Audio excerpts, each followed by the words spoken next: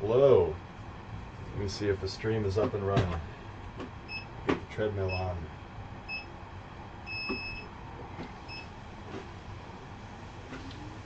Cool.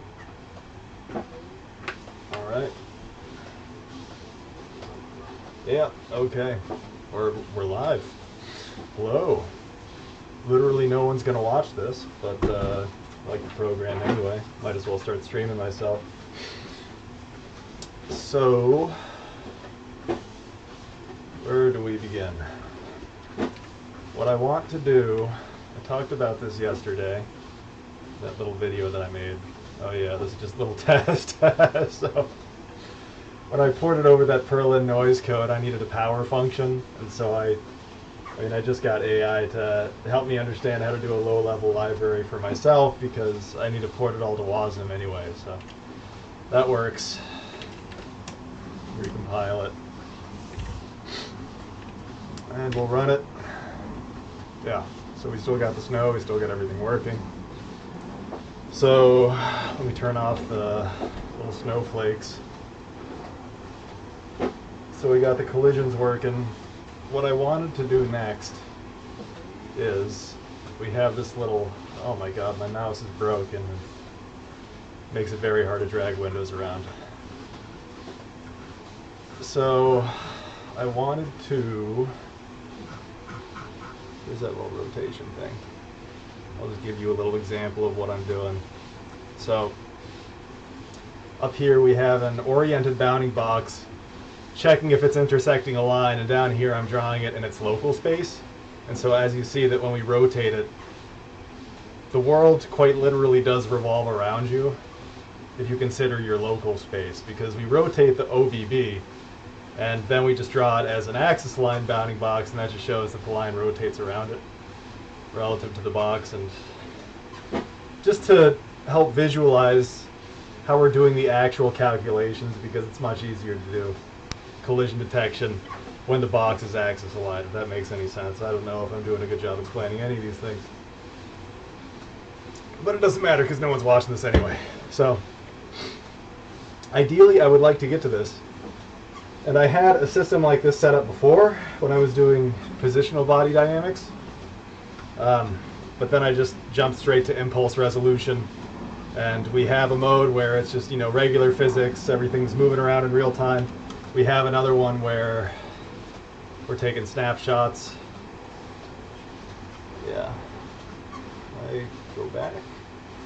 What the hell? Oh, let me just, yeah, okay, there we go. Okay. Yeah, so this is the snapshot system where we can go forward, rewind, everything. We can inspect the collision and see even more stuff associated with it. Yeah, I'm starting to chug when we draw all that stuff. I mean, we're not hitting 60 frames per second exactly. We're still drawing on time, so that's fine. But why are we chugging so bad? It's probably because I'm drawing so much information. Oh well, whatever, it's not really a problem. So anyway, I wanted to get this other mode. So we have two modes. We have real time, we have the snapshot, and I want to do a static collision inspection mode where I can manually drag around the shapes. And wherever I overlap them, they just stay there. They don't move. And then I'll draw contacts, and then I can click on those contacts. And I'll have more debug data that I'm drawing, like the normals. I'll have different colors for the contact points. I just have a lot of stuff planned that would make it easier to validate my own collision detection and resolution routines in my own engine, instead of just getting them set up in Desmos and then porting them over and hoping it works, if that makes any sense. So we're going to get started on that right away, and we're going to introduce a new mode. New engine mode. So, to that end, let me just close out all these. Okay. We go to website. This is getting compiled to WASM WebAssembly. I just called this website because this was originally going to be a little test website, but then, I saw it was in 2D, and I made a software renderer for it, and I figured, I could just port my game to this. So that's why it's called a website. So technically it will compile to a website once it was compiling to a website before, but then I just started adding all the physics engine stuff on top of it, and I need to go back through and validate that it all still runs in the browser. But once it does, I can learn to host a little HTTPS website. But that's, we're not worrying about that right now. We're adding that physics mode. So we're going to go to, oh my god, I cannot type. Impulse. Wow. Impulse. Okay, so we have all these different modes. A lot of this is bullshit. I don't really... As you can see, I only use 2 of these modes. I only have the impulse mode, which is just the standard, like, real-time mode. I should probably label that. PBD we don't have. None. I mean, it's just an enumerator, so I just usually do none. Debug first contact. I don't know what that is. Let's get rid of that. Or we can just change that. Wow. Yeah, I wanted to... The whole idea for this originally is that I wanted to make my own text editor because there's just some features in VS Code that I really don't like. And then I finally got my own font rasterization set up, and I figured, oh, fuck it, I'll just keep using VS Code. It doesn't really matter. It's going to take like a year to write my own text editor. And another year to write a basic debugger for it. It would be a fun exercise. I would like to do it eventually, but I figure I need to prioritize the game that I've always wanted to make. So I can just grit my teeth and bear with VS Code. It's really not that bad. I just suck at using it. I suck at using a lot of these tools. And unless I make my own, I'll always suck at them. So anyway, let's relabel this physics mode. Let's do collision inspector or contact inspector. I don't know, static collision. I should call it static collision inspector. Why not? We'll rename this. Oh, God. My mouse is broken. I keep getting a new mouse, and then like within I don't throw it across the room. It's like wired. It's fine, but for some reason, my mice keep they keep inputting ghost clicks and messing everything up when I try to drag it. I mean, I know you need to get more comfortable using the keyboard, but I guess I just haven't memorized all the VS Code keyboard commands. If you have any tips, please drop them in the comments or save it in the chat, because I'm a huge idiot and I could appreciate any input. Anyway, let's make a new function. Instead of physics impulse update, we'll do physics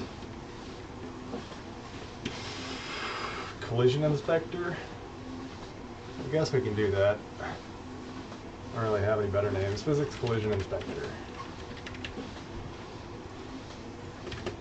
And then we'll just look at this function and copy it out.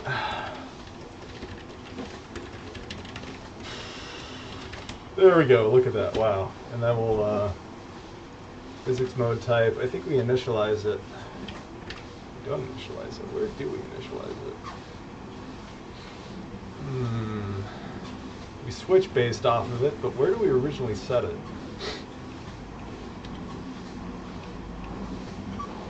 Init, oh, we do it in init entity data. Do I like that? I don't like that. It is, oh, it is an entity data, so yeah, why not?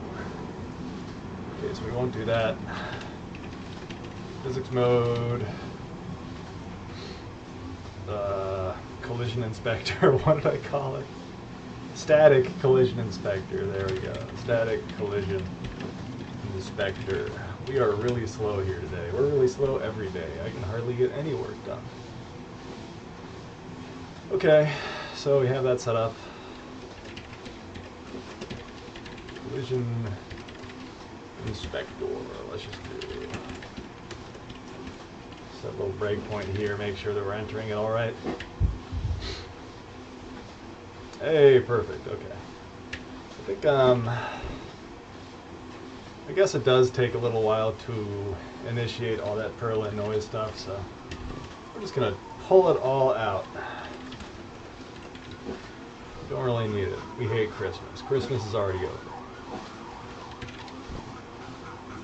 then we're not even going to initialize it at the start.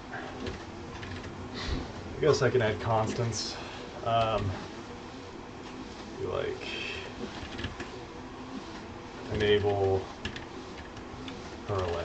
Yeah, why not? We'll just call it 0. Okay.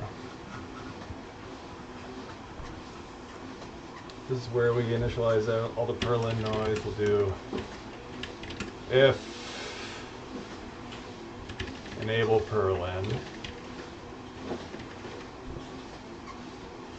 I like to, oh god, please. Oh, Jesus. I keep messing up.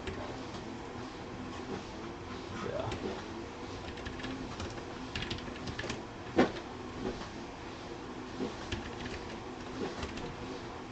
Enable purlin.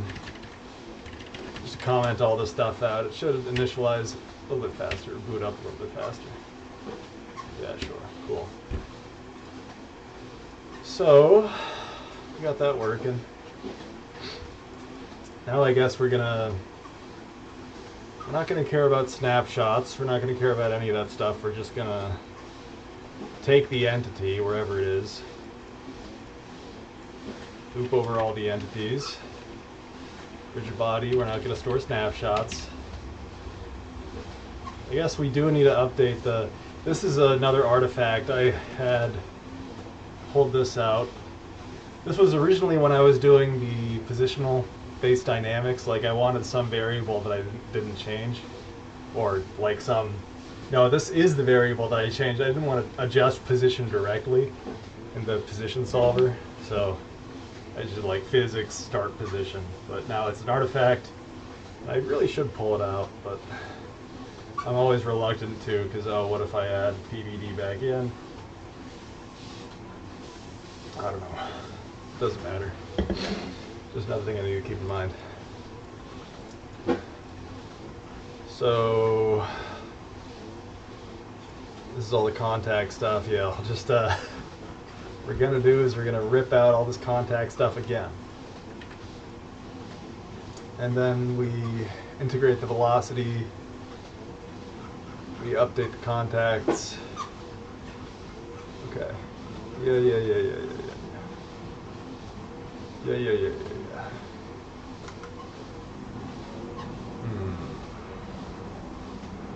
Okay. I wonder if I should pull this out into another function.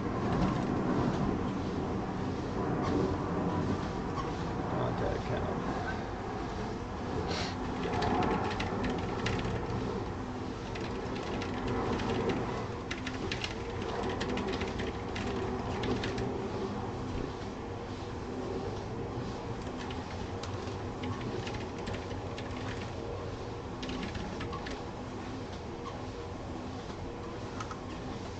Collisions.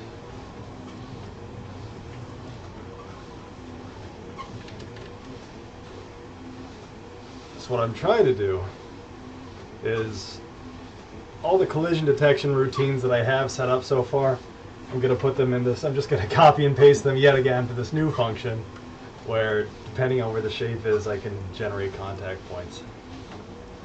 And then I should hopefully be able to click them like usual, because the UI system is separate from this. And it should store any actual contacts that I have into a list of clickable little circles.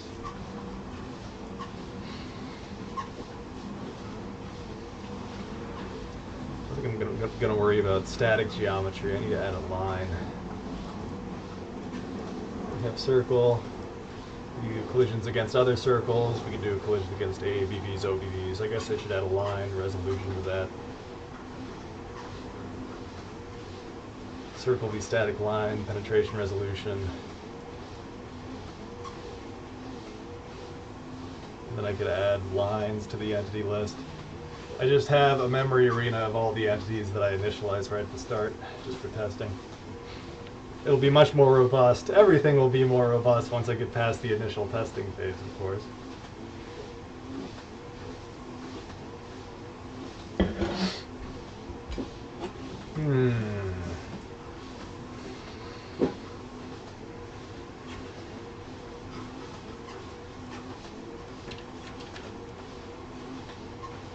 Okay. Let's just see what happens when I run it. Hey, look at that. That's crazy. Oh, cool. Wow. That was fast. Okay. Can we rotate the capsule? Yes. Okay, we can rotate the capsule.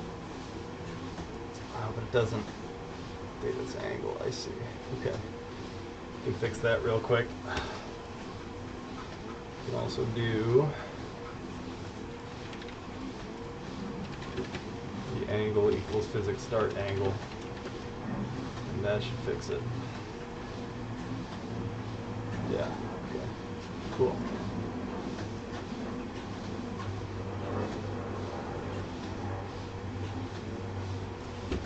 Okay.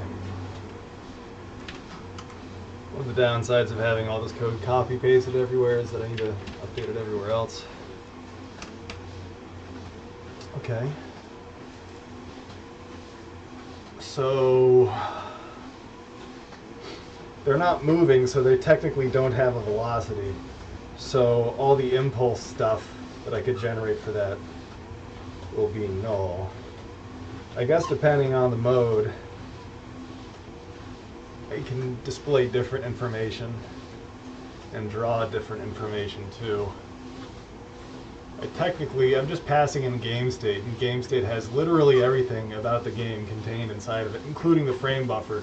So in this function, for all the contacts, I could draw like the normal contact point, like just as an example, do, oh my god, please, draw arrow.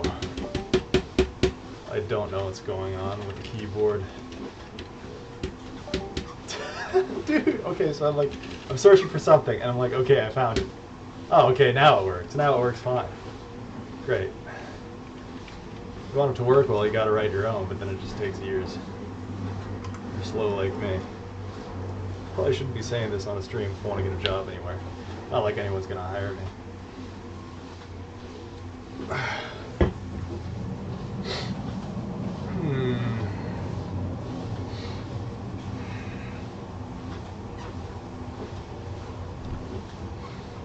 What was I even doing? Yeah, okay. So we're gonna demonstrate drawing an arrow. So we're gonna loop over all the contacts. Oh, this is the wrong function. Yeah, actually up here. Okay. So we're gonna loop over all the contacts. 0, I is less than energy data contact count plus I. We'll do C equals game state energy data contacts plus I. Energy data does not have, forgot the arrow.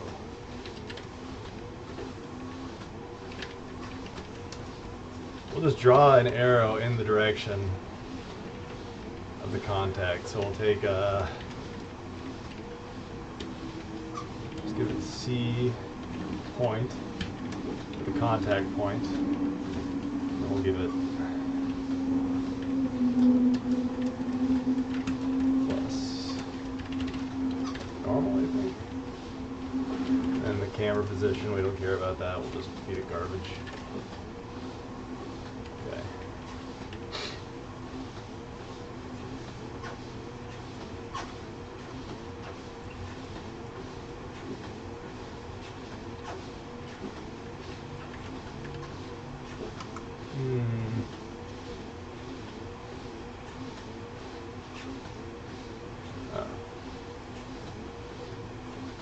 Got the point, got the normal. Let's see what happens when we, can we make it very large?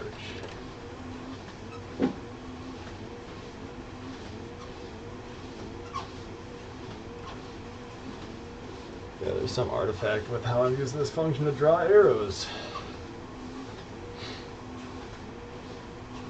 Do I need to put it in screen space, or don't I do that already?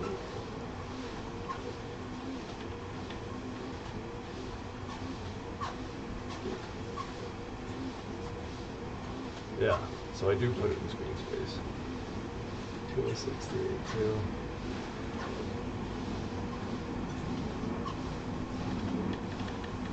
Okay. So I guess I'm just drawing over it when I draw those other entities, so that's a problem. Dude, it takes me like 5 attempts to highlight. Whatever.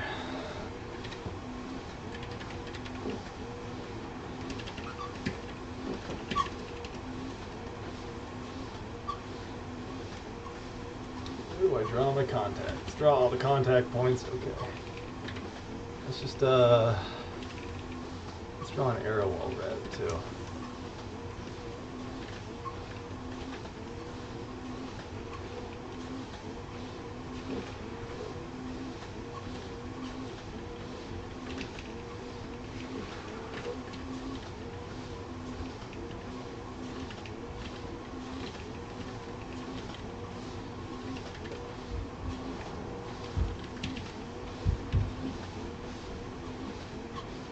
Hey, look at that. Okay, now we have a little arrow pointing in the direction that we want to resolve the collision in. Isn't that cool? Wowee. Look at that. I guess that works. We want to push away from the capsule.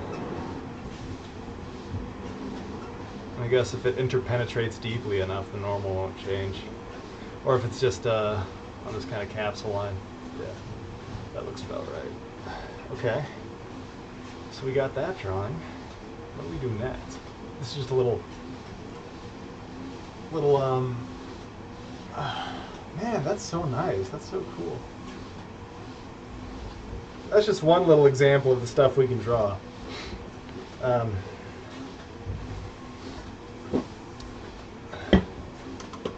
Zooming in takes a lot of power.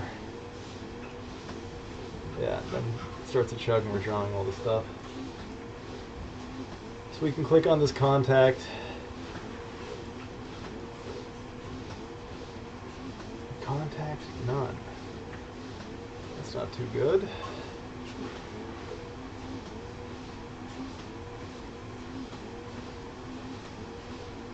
I guess we'll debug that next because we do want to see all the data associated with the contact.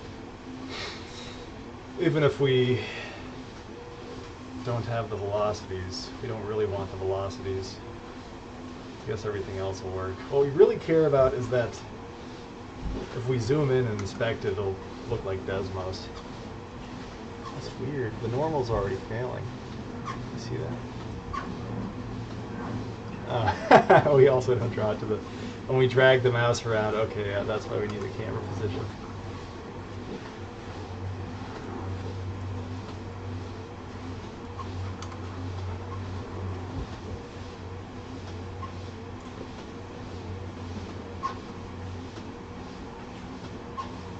Just restart it.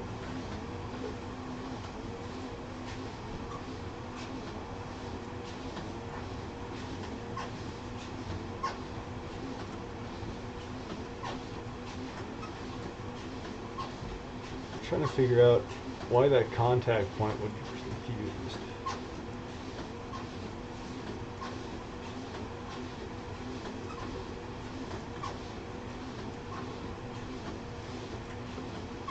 You can see that it gets confused when I drag it. Can I line it back up with that original position? That's good enough. Okay, then we're drawing more when it collides with a line. That's so cool, dude. That's nice. That's so cool. But why would it get confused?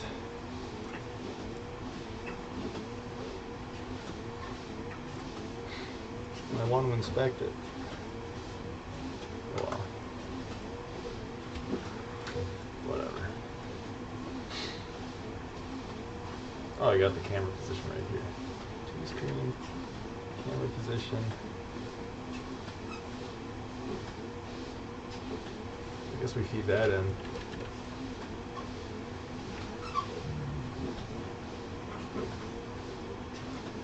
Okay, yeah, that works now. When we draw it, when we drag it around, drag the camera around. Okay. So we got contact normals drawing. I guess I would want to move around the lines. So I guess I'll start defining. The goal is that I want to add in and verify that OBB versus line thing that I have in Desmos. So for one, like all these lines are static, like I can't click them and drag them around, so I would want to do that. I guess it's not really necessary. I don't know. This is interesting. Oh god.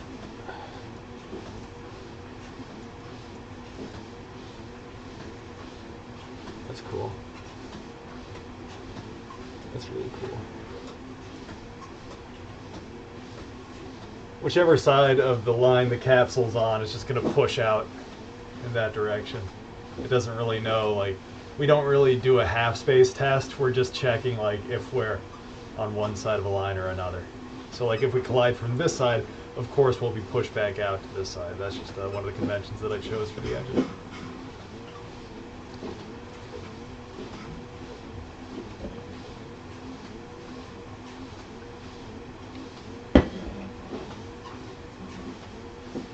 Yeah, so I guess the next thing that I want to do is inspect the contact points. So somewhere I have the contact point that I have selected. Last click, hovered contact, click contact. Yeah, okay. So if I have more contacts, I can click on one of them and then you can see, yes, click contact 1, this becomes 2. Okay, but I'm just not drawing them correctly. So that's what I'm going to work on next, and that is in the UI function. The UI. Dude. Do you hear that little sound? Like I do Control P, like to open up the UI CPP. I press Enter, it doesn't work. There's a little error sound in Windows. Oh man. Whatever, it's fine. We're fine. Look for all my contacts. Click contact, okay. It's greater than or equal to 0. Yes. Let's drop a little breakpoint there. We'll push them together. Okay. So we clicked on that contact. It should. Oh, I never copied this stuff over. So this is a contact snapshot that allows us to store information. This is an artifact, another artifact from the snapshot system, but when I take a snapshot of a scene, I only take the positions, the velocities, like all the movement or positional information associated with that entity to save data, to save storage space. And then I look up any permanent entity data, like its mass, its moment of inertia. And then every single frame, I just take the positions and see if they're intersecting, and I generate a new contact point every single frame. And that, if we're in the snapshot system, not only do I take all this contact data that I regenerated this frame, I go a step further, and then I, depending on their velocities from that frame, I calculate what their impulses should be. And that's what the contact snapshot thing is. And that's what I'm printing out here. But because, you know, you saw me put this together, I don't actually copy any data over. Of course, it's all going to be 0. So, what should we do? We have contact snapshots. Okay, that's just another huge chunk of memory. Like max contacts is like 1024. It's a power 2. Yeah, 1024 contacts. And it is quite a big struct with all the max iterations. We don't really need all this for the static inspection. Like we don't need what the impulse, we don't really care about what the impulse should be because this is just a positional debugger. Some kind of hair in my mouth. This is a positional debugger, so we don't care about a lot of the stuff, like the impulse. Do we care about the torque? I can't even remember. How do we even calculate the torque?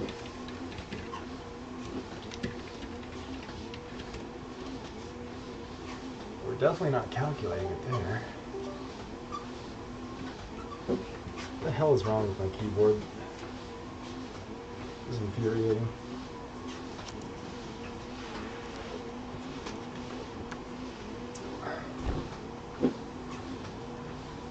Oh god.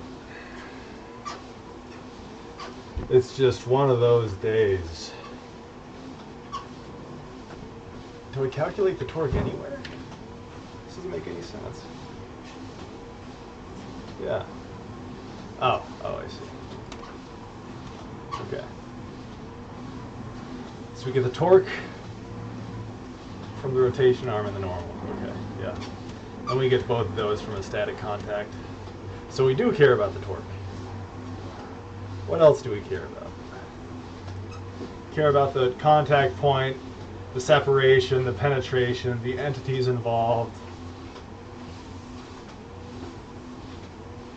And I guess depending on the contact from there, I could just... Yeah, depending on the contact type and that little thing where we... Like after we already draw everything else, right down here, depending on the contact type, I can be like switch C type, and then we can draw more information about the specific type if we care about it. Like if it's that OBB versus line thing, then I could draw, based on the existing information, I could calculate more information and verify it. So I guess I can also make it depend on the switch state, the physics debug type.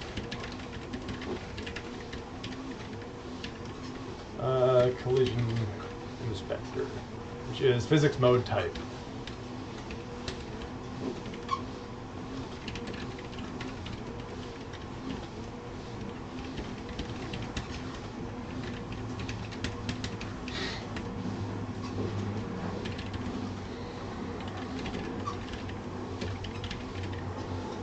Static collision inspector.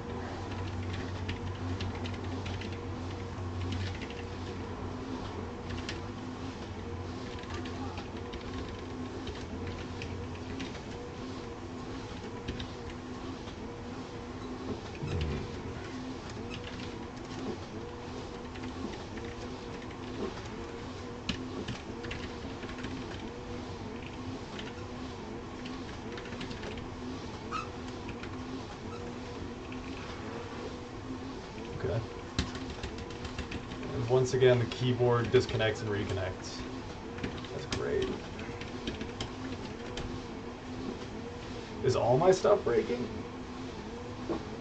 No wonder.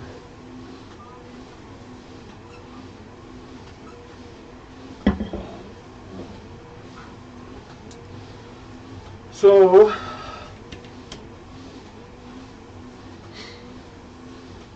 I guess we can also draw different contact data depending on the physics mode type. So, we'll put that in the UI system as well. Why not? Click contact. You take the snapshot here. And this is going to get very verbose very fast.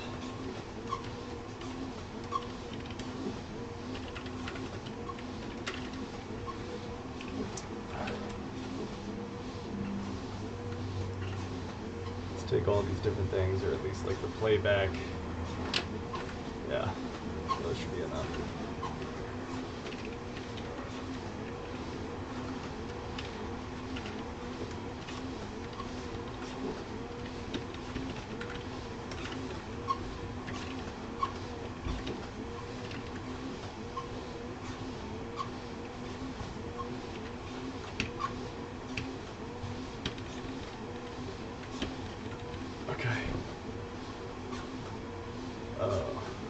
What did I do?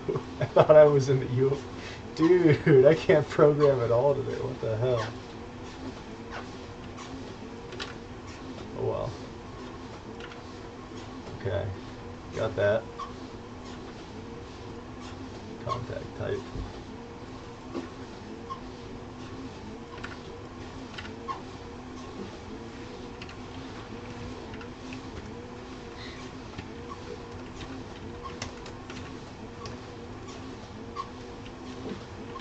Contact, contacts. Okay. And the playback thing, that's where we'll dump all this. Just a huge, huge block of debug data. Man. That's a ton.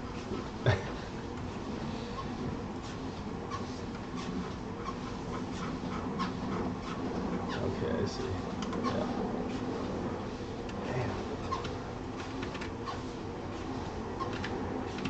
Hey, as soon as I did Control X, I also did Control C, which erased everything. Okay. Isn't that great?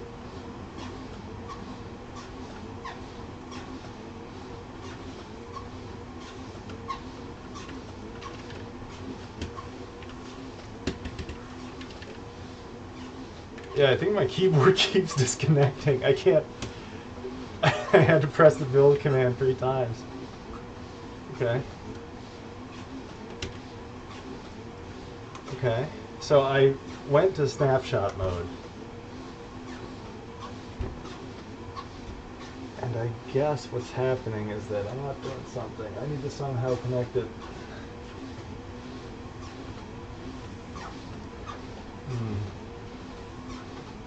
I don't want to advance the time step. I need to somehow massage this into the existing binary system where I'm either advancing the physics state and taking a snapshot of it, or I'm just showing a static version of a specific snapshot. Now I want a new version where the state isn't saved and it's just a sandbox where I can move entities around and inspect what happens when I interpenetrate them. Because as it stands, the engine's making a lot of assumptions and there's a lot of data that I'm trying to access when I step between these states that causes an assertion to fire. I'm glad I added those assertions. This is a good thing. Hey, it's a good thing. Your treadmill sounds like a puppy barking. Yeah, I'm stepping on puppies. Sorry. Can't help it. I can, if it's really a problem, I can turn it off, or I can probably get a better microphone. Let me know. But I guess that does already sound pretty bad. Sorry about that. Sorry, I just saw your chat message. Why don't you post it? Well, give me a timestamp. Oh well.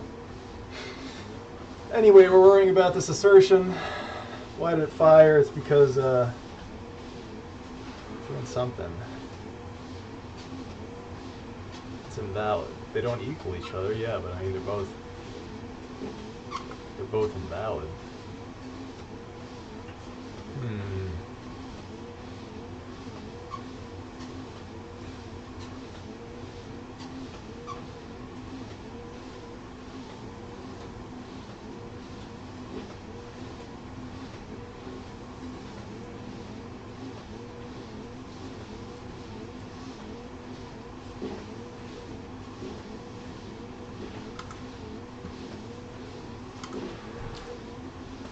Man, I have a bunch of code all over the place.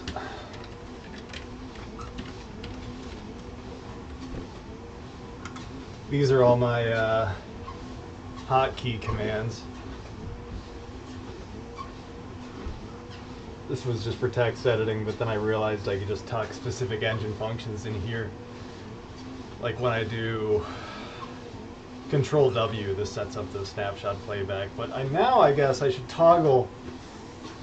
It shouldn't just switch on or off. It should now toggle between the states. I guess I don't really need to display the state yet. That's just an extra feature for me.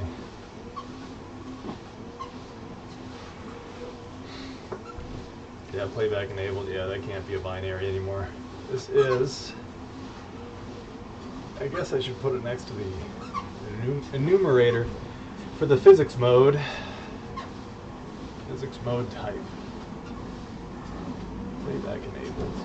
Yeah, I don't really want that. That is a terrible idea. I'm glad I left that comment for myself.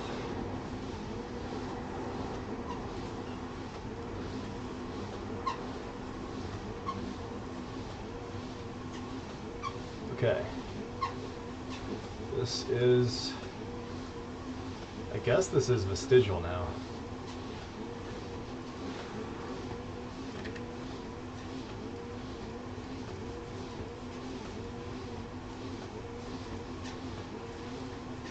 And also, we don't really need to care about that. Yeah, I'll just pull this out. I would do Control X, but it takes a few attempts because the keyboard keeps disconnecting. Isn't that wonderful? So we won't do that anymore. We'll just cycle through physics mode types. We'll pull out... We'll skip over none. Pull out PVD. I guess we don't use that. We have the impulse. We have the impulse playback, and then we have the static collision inspector. I guess that'll be the order. Compile it, and since we pulled out some things, we'll get some errors.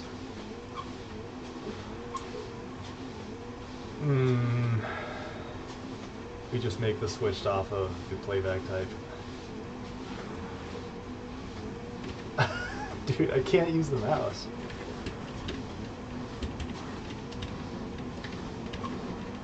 Okay, if the physics type equals impulse playback, we'll stop the playback.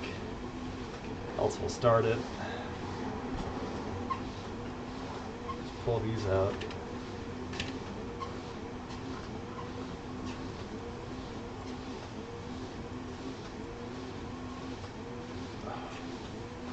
We'll just have a switch statement.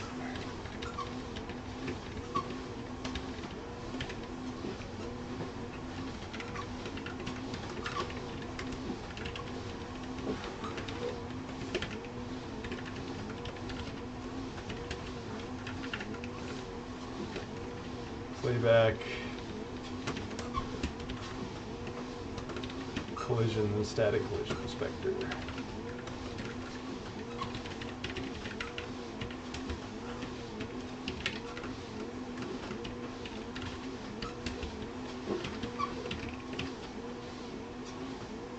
Start entity snapshot playback. We'll do that if we are in impulse mode. My keyboard keeps disconnecting. That's just amazing. We'll stop it if we are in the impulse playback mode.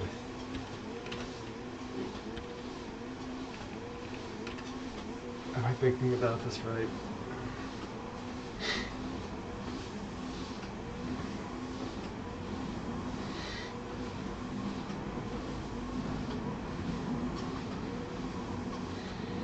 We start in static collision inspector.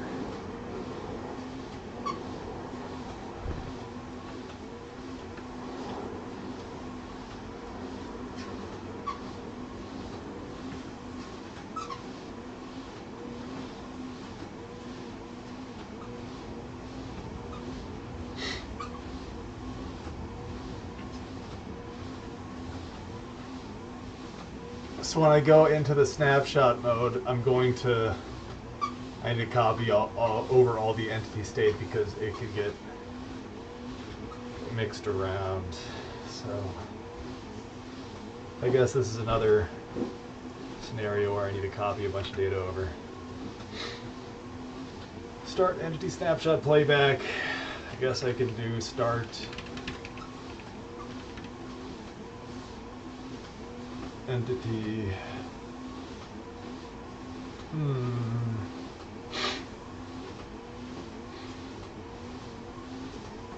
There's a lot of things I can do here.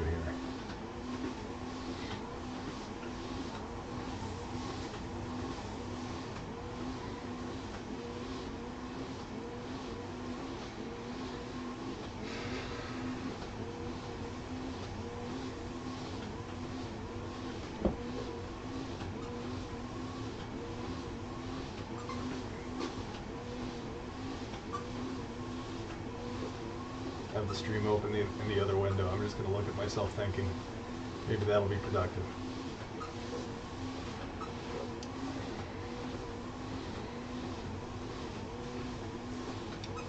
When I exit the static inspection mode.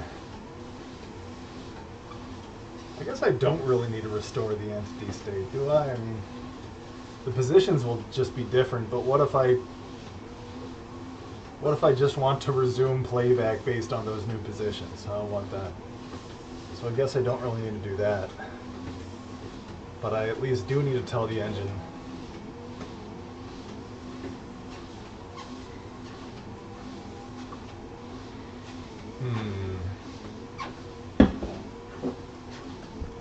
entity snapshot playback. Let's just do stop entity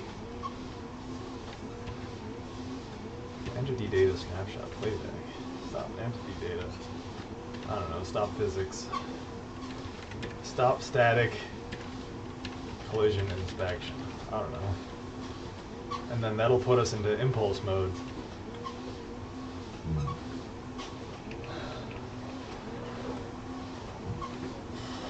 I guess I should have a different... I can just cycle between them for now, but ideally I guess I should have a different keybind for this. It'd be so nice if my keyboard didn't disconnect every frame. Physics mode.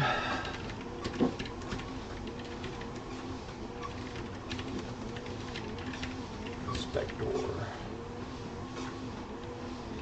to impulse. Okay. Guess I don't really need to worry about that.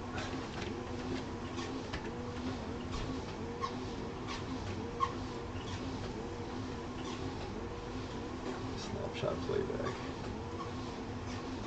Okay, this is where I can add another switch statement based on that physics mode.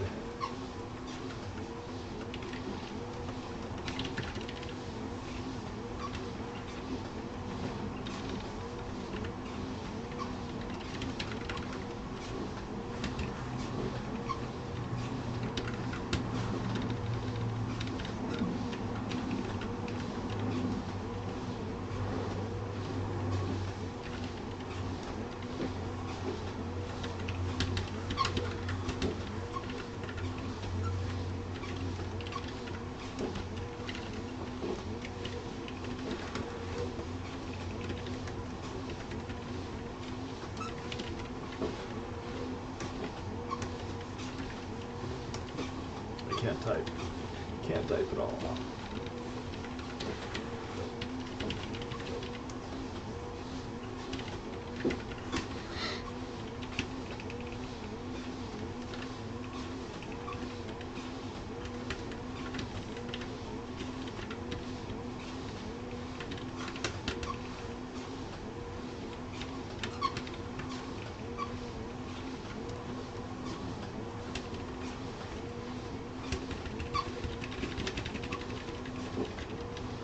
That's crazy. My keyboard just keeps disconnecting. Is it a hardware issue? Is it a wire issue? What the hell is going on?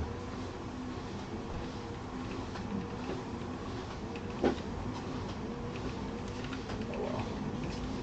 Dude.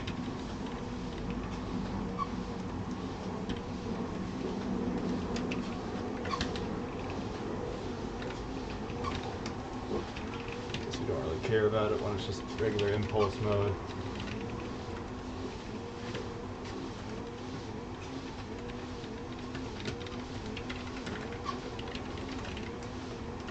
Static, collision inspector, snapshot playback.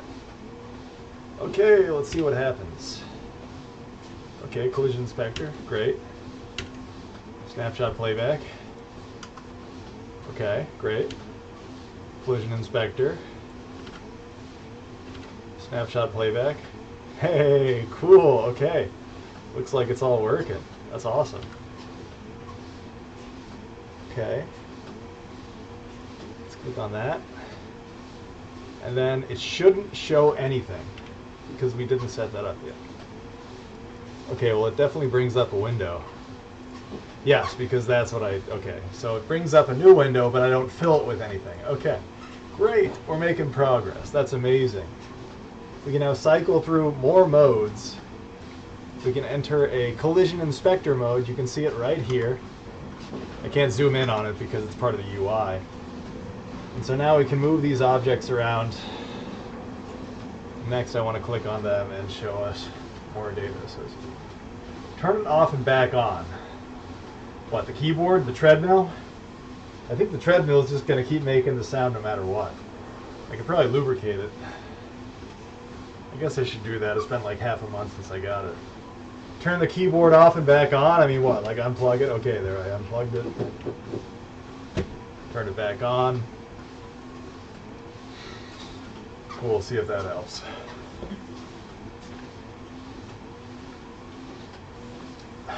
So we've massaged the collision inspector into place, which is great. We've done what I titled the stream. Yeah, the keyboard. Yeah, okay, well, you can't really turn it off and back on, but I unplugged it, plugged it back in, so we'll see if that helps long term. So yeah, we've accomplished what I set out to stream, but now I guess we'll start adding more features, like what exactly do we want to print as part of the collision? I guess I'll add back in the oriented bounding box. We'll go to the entity list. Entity 3, that's a capsule entity. Entity 4. What type is entity 5? That's an AABB. I just want to treat everything as OBBs for now. Is that so wrong?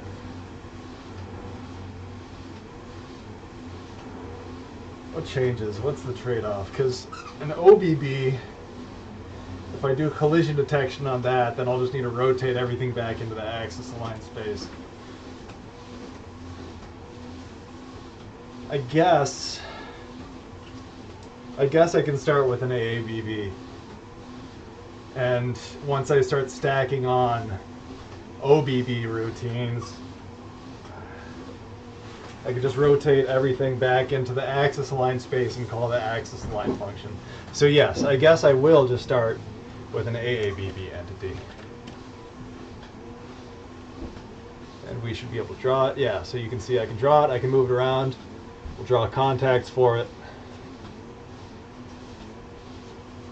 What happens if I, okay, it just falls to the floor because we don't even have a, oh, and I can't drag it around. Oh, because that's a snapshot system, okay. So we'll reset everything. So I don't have, yeah, I don't have any collision routines between the AABB and anything else.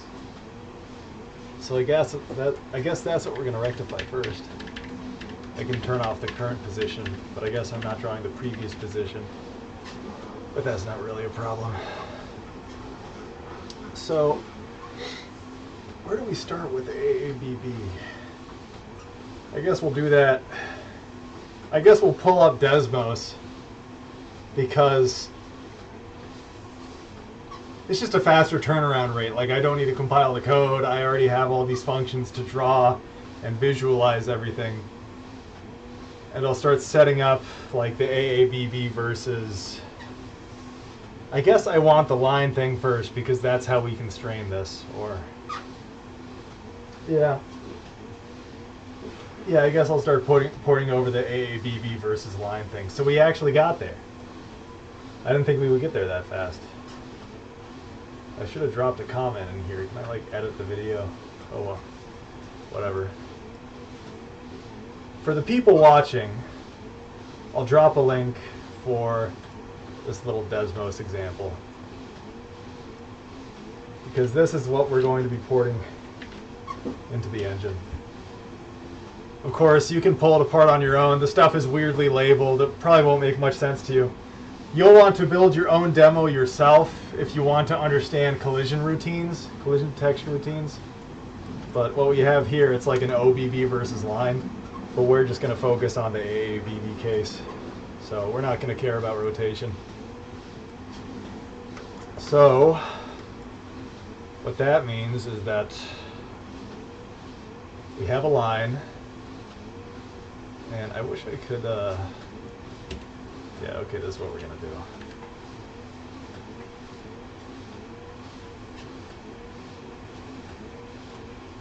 Okay. So in the physics routines, this is Wait, no, not snapshot contacts. Is that any code we have? Yeah, down here. Okay. Physics collision inspector. So the static geometry, that's where we store our lines. I'm too lazy to add dynamic line entities. We already have some existing lines. That's what we're going to start with. So depending on the rigid body type, if it's a circle, we'll call circle versus line. If it's a capsule, we'll call capsule versus line. If it's an AABB, call a new function called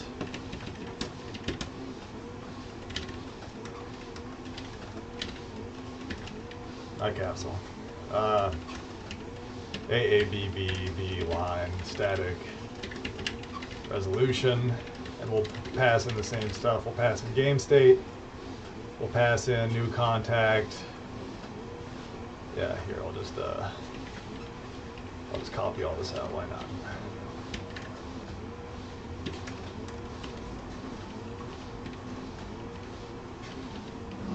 Okay. So we're going to copy this, and I guess we'll just drop it in right here. Why not? We'll just rename it. Let's return false for now. Just make sure it compiles. AABB, the line static resolution. Okay, perfect. So for the rigid body one, we'll just call it like AABBRB. For rigid body two, we'll just call that line RB. That's like the new thing that I've started to do. Instead of just go like, oh, what's RB1? What's RB2? I'll like specifically label them what the shape is. I'm assuming it should be. We'll pass in the same thing. Passing in the rigid body and the wall. Yeah, that one changed. Okay. So that should start giving us everything we need. So this is an AABB. We're not going to worry about rotating it. We're just going to pass in the stuff, the line, and the rigid body as if they've already been rotated. So I guess there's a few more hoops we'll need to jump through. But whatever, I mean, in the engine anyway, like, so I need to start cutting corners. I need to start making a ton of trade-offs because I'm writing this fucking physics engine from scratch. Like, I'm not going to be able to put everything in here if I want to get done in any reasonable amount of time. So I'll have capsules, like, you know, you see my forearm, you see my bicep. It's connected to a torso capsule. I have a head that's also another capsule. So like I have the head, torso, upper arm, lower arm, upper arm, lower arm, upper leg, lower leg. That's like 10 capsules. I can chain all of those together for a skeleton. And that'll be like literally every single dynamic entity in the world. And that's just capsules. And then all the flying objects or all the projectiles, I can make those circles or capsules too. And then for the geometry, like it's either going to be Terraria or if I have enough time, Noida falling sand. And that's just more AABBs or circles. So ideally, I don't even need to worry about object-oriented bounding boxes, OBBs. So yeah, like I just won't even think about OBBs for now. So I guess I didn't need to go on that rant. But just for full disclosure, I need to start cutting a lot of corners. I think the only things that I'm going to add for now are circles, capsules, and axis-aligned bounding boxes, and that's it. And anything else I can add later if I get curious. But right now I need to try and get past this initial hump of like, oh, how do I even do collision routines? Because it's already taken 3 months. Like, I started October, November, December. September I spent on font rasterization. October I started working on the positional body dynamics and like learning how to even write a physics solver architecture. And November I was spending it on all these collision routines. In December I made the stupid mistake of moving to Seattle because I felt really isolated, and I guess that's another thing. I can talk about that later. Ask me if you want, but I'm in Seattle now and it's taken a lot of time, but that's when I started getting further into the impulse solver. And now that we have it set up, I guess I just need to add a few more routines, like AABB versus line, circle, and capsule. And then That's basically every shape that I need, and then I would like handle sweeping. We can get into sweeping later. So yeah, AABB versus line versus circle and versus capsule, and AABB versus capsule is almost the same as versus line, so we're nearly there. Anyway, let's start adding back in. Yeah, the keyboard's still broken. That's awesome. I need to get a new keyboard or something, or test it with another. This is the only computer I have.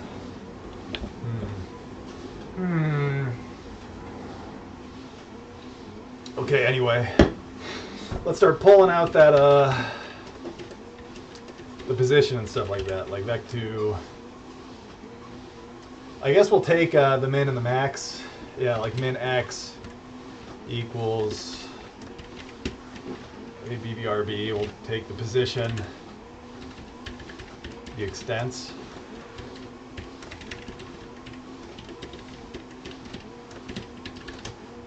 Is that a valid thing? It's not extents. Do I have half extents? How do I even define it? Half extents, yes. Okay, so yes, this is an AABB. I defined a half extents right here. Okay, so we have a position, half extents. I guess that's basically everything I need. It's not going to rotate, so we don't need to care about moment of inertia. It's just going to be 0 because it can't rotate. So I guess that's good enough. It can't move. Okay. So we'll call it half extents. Y, X, Y. We'll add these. That's awesome. I love this laggy keyboard. Min X, min Y. Max X, max Y. And then I guess I should get all the vertices. So like vec2, vert O. I guess I can store them in a little array. Vec2 verts. B verts? What do I call it? Like, should I take the line verts too? I guess so. I'll just call this like B verts. Yeah. We'll have 4 of them. And I'll take like L verts, and those are the line vertices.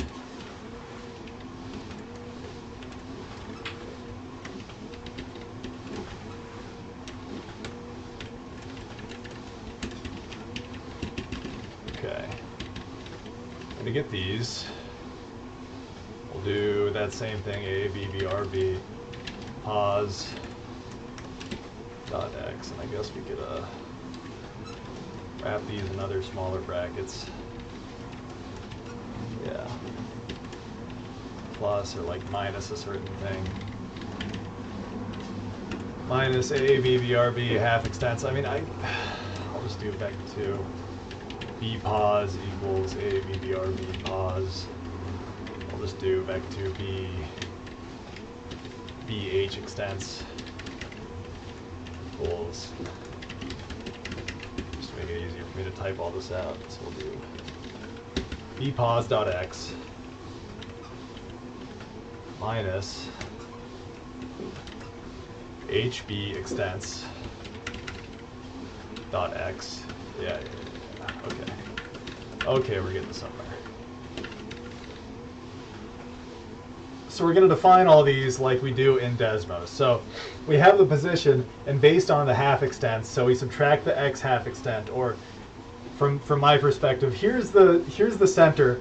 We'll subtract the x half extent and then the y half extent, and then this gives us the first vertex. And then we'll add the x half extent, subtract the y half extent. That gives us the second vertex, like over and over. So 0, 1, 2, 3, right? That's how we're going to calculate the vertices of these boxes, so we can determine which ones are intersecting the line or passing through the line.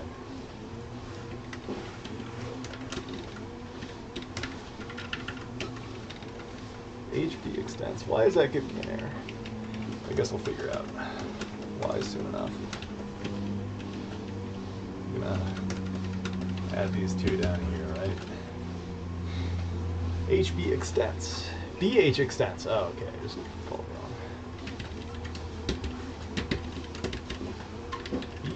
extents. Box, half extents. Same thing over here.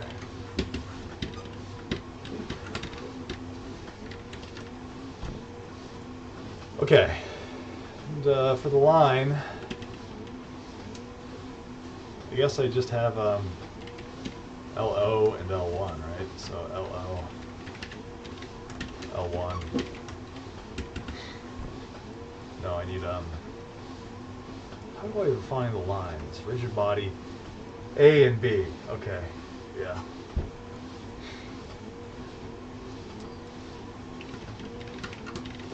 A and B. Right? Now I need to do line RB.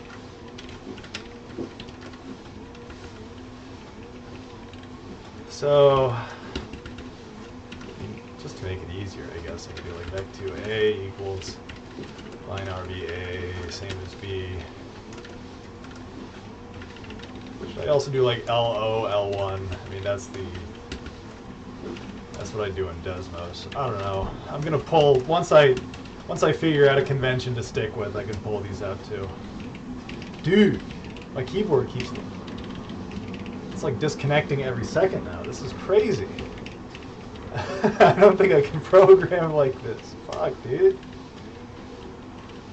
Yeah. Okay. Whatever. I think we can power through it. All I want to do is get a basic AABB versus line thing set up. So we have all the vertices now.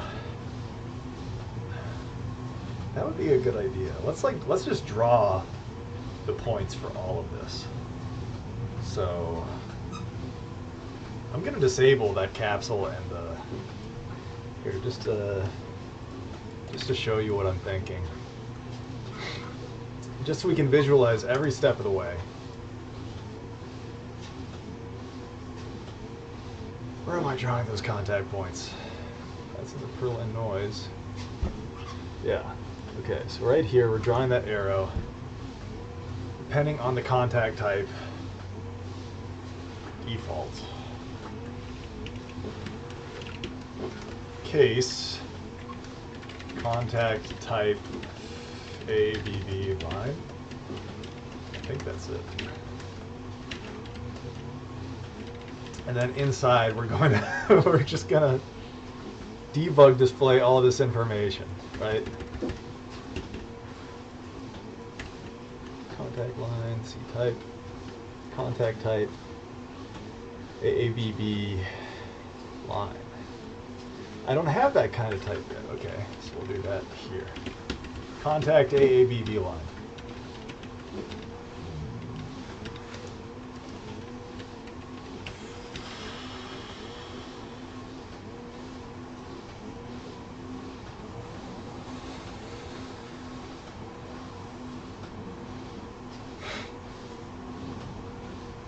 Sorry, I'm thinking.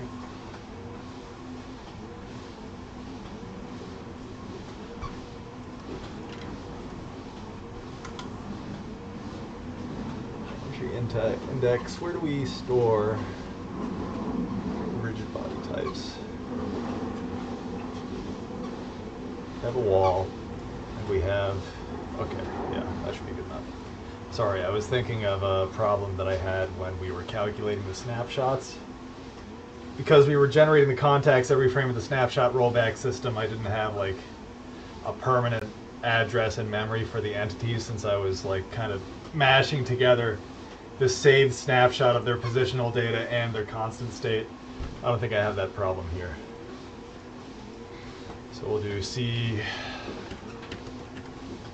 do rigid body, ABBRB equals contact A, and then B, it'll be line RB. Okay, that's good. Line not handled. The switch. Yeah, okay. I'll that right here. I guess I should add a default. Or, no, that's fine. Okay. So now, just to see if all of this that we're conceptualizing is right, I'm going to draw circles around all of these. Draw circle AA. We'll just give it like a little radius of 3. We'll just give it a white color. 1, 1, 1, 1. Point screen pause. I guess we do need to translate for VO screen equals to screen bverts O. That's a position of it. Camera pause. Camera pause. Game state. Pixels per meter. Game state. Frame buffer height. I really need to compact all this. And BVO screen. Callback 2. This should be that vertex in screen space. Okay. Is that correct or no? Okay, so we're not actually drawing a vertex. Okay. Let me get rid of that capsule and the other guy's empty free. We will disable the capsule entity and we'll disable that circle entity. All we care about is that AAVB. Oh, and we're not actually generating a contact yet. Okay. Yeah, I guess that's one drawback. I guess we could, yeah. Yeah, this is stupid. This is an even worse idea.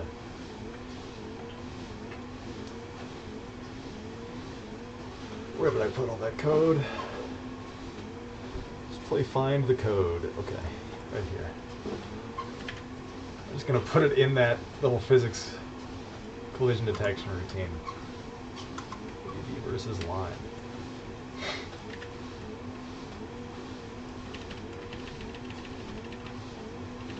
Yeah.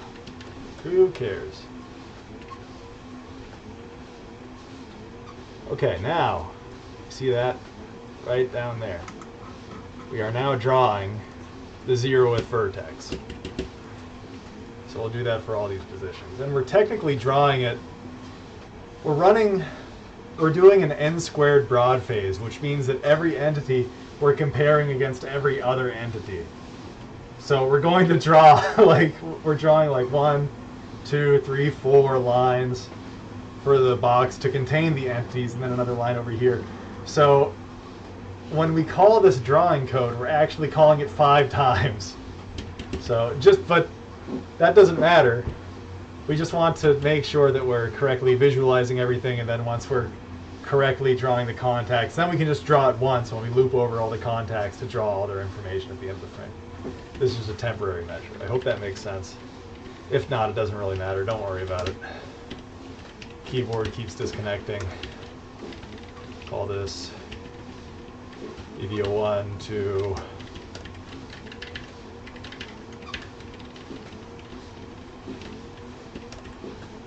keyboard, please. Okay, so now you see that we're drawing a little dot at each vertex of that line. So that's great. That's what we want. That's what we want. So we'll do the same thing for the line vertices. We'll do LO and L1. LO, L1 to screen, and we'll do LO, L1, and then we'll draw points for those. And for every line. Dude, what the hell is...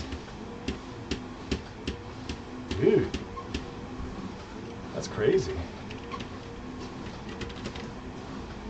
I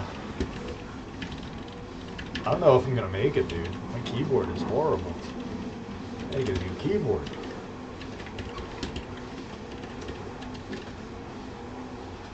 Okay, so now what we're gonna see is we're gonna see a dot on all the line ends. Yeah. So you can see it, all these lines, I'm drawing endpoints, as well as this line over here, right? We can move it around. That's great. That's a great next step. Can I draw text too? That would be awesome if I could draw text. Let me, just as a little thing, draw text. And then I would need, just to label everything, that would be awesome. Char test 32.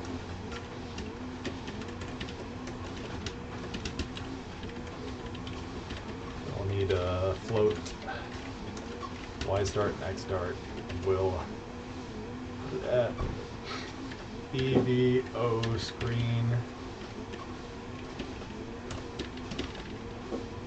dot x and BVO. Yeah, there we go. Default font. MISC data. Default font. I think that should work. Mouse world.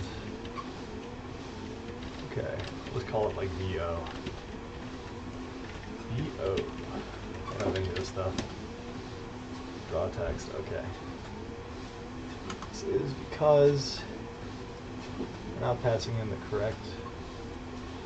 I think I'm conflicting with the Windows library when I just defined a draw text function. This is my own draw text function. And of course, it's conflicting with Windows, so I can't really see what it is. Yeah, that's nice. Software renderer, draw text, draw texture. We need to send a pointer to font data, so I think I need to send in a little reference to it. Will that work? No, that will not work.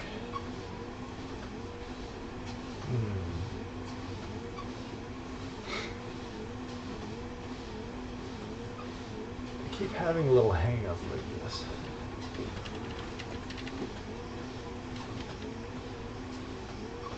The buffer, passing game state, the font, the buffer, the X and the Y start. So 5 things that we want to pass in. We should be able to access it here.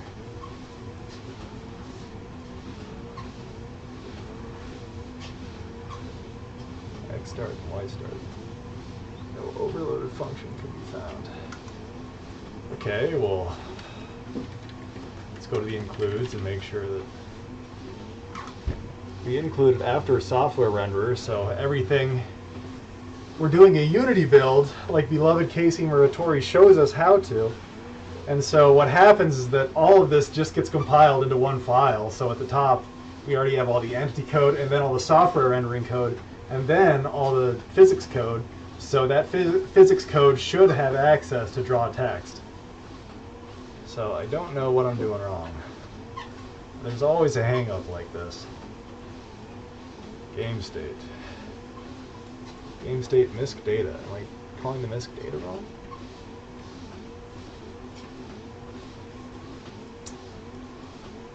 Do I access it in other places?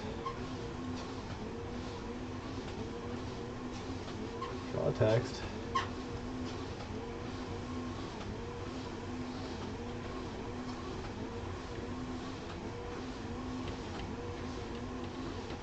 Am I calling the function wrong?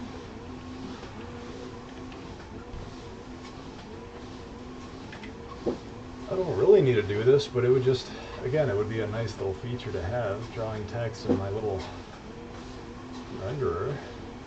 Y start, X start, start, Y start, font data.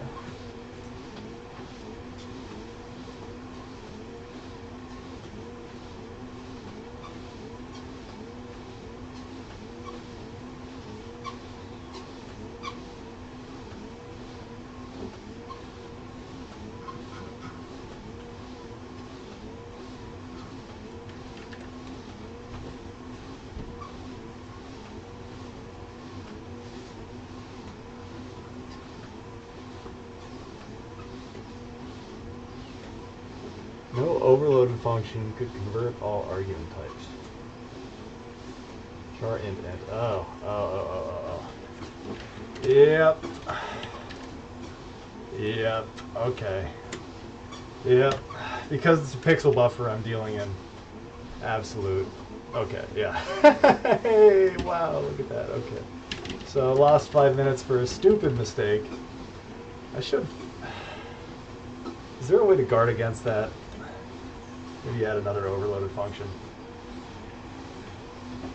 I don't know. Whatever. Okay. So, totally unnecessary, but now we can draw text in the contact too, so that's great. Just to visualize everything like we do in Desmos. We can save that, I'll comment that out. And depending on what happens, yeah, this keyboard really sucks, dude.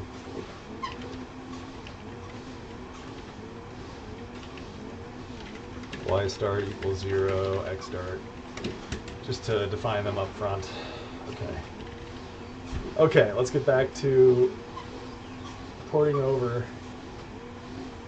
that Desmos code. Let's close out of this. What are we even doing now? So,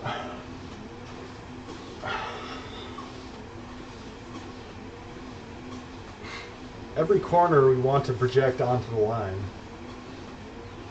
I guess we'll do that. So we'll take LAB, lab. LAB will be L1 minus LO.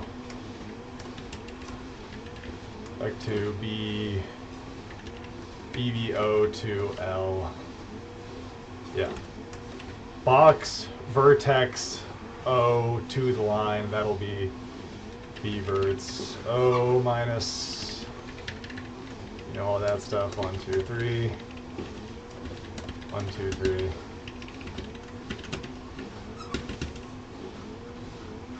And so then, let's do, that's the projection, or that is,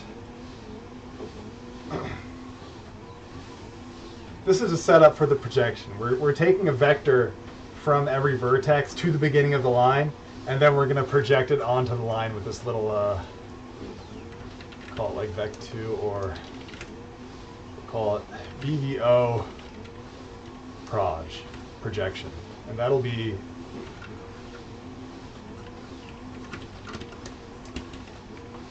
that. The dot product, first I'll take LO2, LAB2. That'll be the dot product of LAB.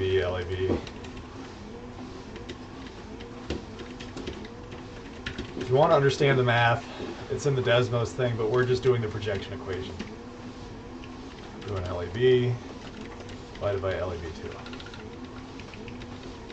1, 2, 3. And then we'll project it back onto the line. So BVO line projection, whatever. And then we'll do LO plus BVO. I'm not labeling these very well, so I apologize. Times LAB. 2, 3.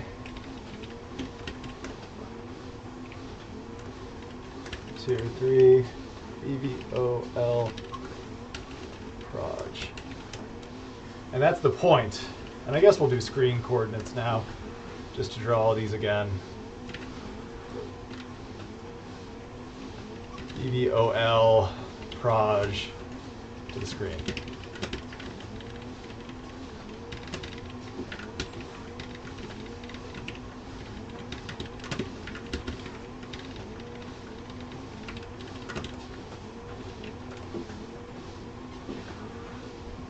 Okay.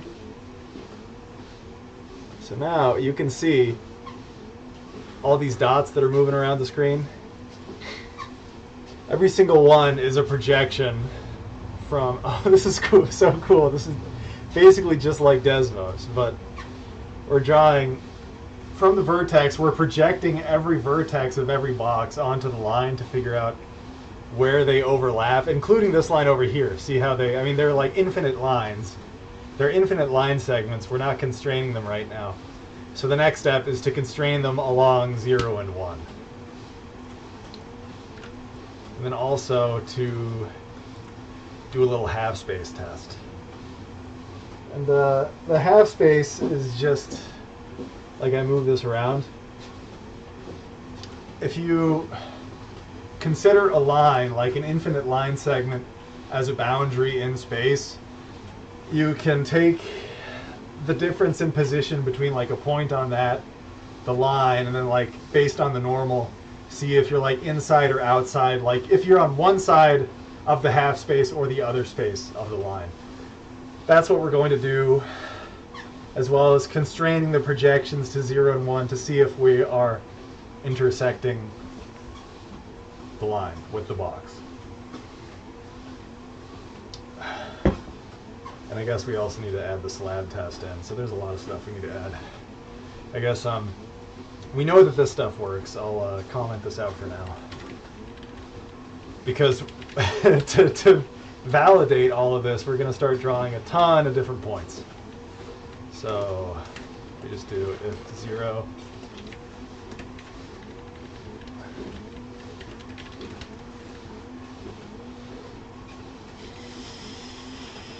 okay. So I guess we also need to do the slab test. I can't really remember the slab test, but basically what it is that, did I take out that code? I hope I did, but I guess I did. Yeah. I can't even remember how the slab test works, but I think it's in this other one. OBV, that's the SAT that I tried. I think this is the slab test. Yeah. Okay.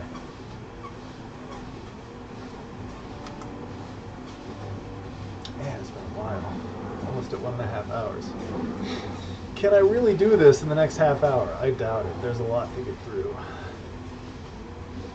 So we have the edges, we have the axes. Do I need the edges? I want to take the minimum of any given side. We've already done that. I have at the top, we've already defined min x. I guess like I'll just call it B. Box min x. Max x. And then min and max y.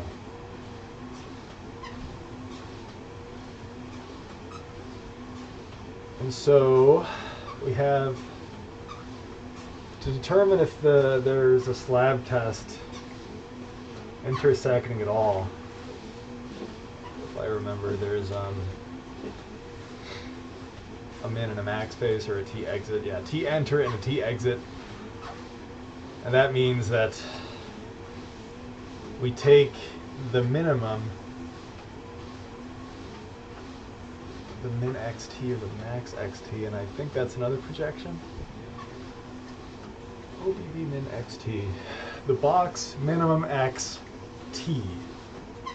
How do we get that t? We take the minimum x minus the start of the line divided by LABX. Oh, that's because of this equation over here. So we represent this as to see if the line, if any point of the line is within this region of the bounding box. We see if the start of the line plus the slope of the line times this little slider times t is greater than or less than or like one of these sides of the boxes. So what we're doing is the equation looks like this: LAB plus LO, the start of the line, plus LAB, the slope, times t, which is this variable between 0 and 1, to see if for any point on this line segment, if it's above or equal to b min x, right? And so to solve for that, to solve for t, we do b min x minus LO dot x divided by LAB dot x, right? And so that'll give us b min xt. The t, where t is the time as we're traveling along this line, that's the time where we are above the minimum xt at any point. The minimum x at any point. So we'll do this for every single one. Min yt, max yt, y. Right? min xt, min yt, max x, max y. Yeah, that looks about right. Please compile. Okay. So that gives us, we're setting up for the slab test. This is the slab test. Let's, why is it called the slab test? I don't know. Like, if you imagine these as like infinite lines, it's like a big slab, a never-ending slab. You just want to see if the line crosses it. I guess that's the etymology behind it. I don't know the etymology. You got to Google it. You got to do your own research. You can't rely on me. I'm just some guy on YouTube trying to throw this together based on my own observations, based on my own plagiarism. So txmin, we're taking the minimum entry time, like from the beginning of the line, whichever side it intersects the box. So we're going to do float txmin equals, do like handmade min. It's a little function I made where we take b min xt, b max xt. See if that works. Yeah, okay, that works. Cool. I hope it's not int. I hope it's float. Yeah, okay, it's a macro. Yeah, but this is what it looks like. Handmade min, handmade max. You just check, you just compare them and return the larger or the smaller value. Min, max. Okay. Call this one. Do the y's over here. Oops. Yeah. These will be maxes.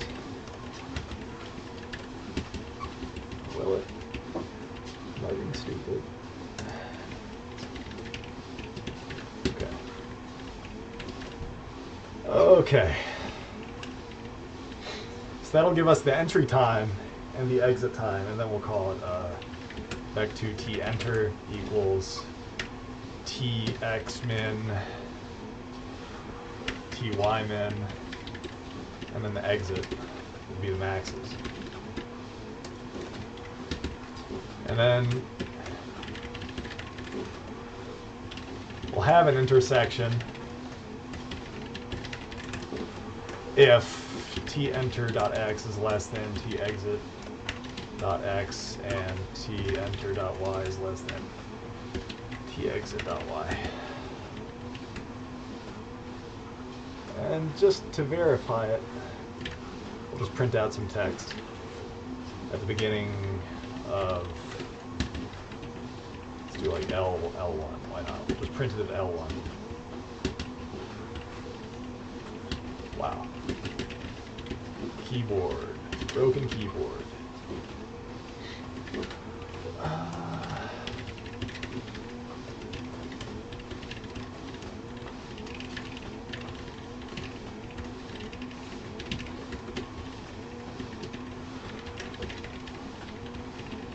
We'll say none, for no intersection. Okay. Start X.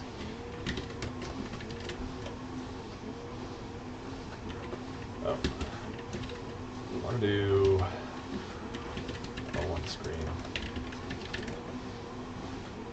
Don't want to mix up screen and world coordinates. Okay. None, none, none. Why is this one saying that there is an intersection? Is that not strange? There is no intersection happening right here. I mean, of course, when it's right here. Huh.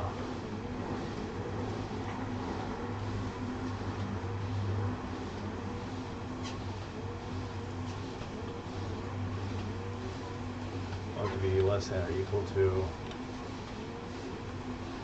exit. Ah. Yes. We also need to check that tEnter is less than 1 and tExit is greater than 0.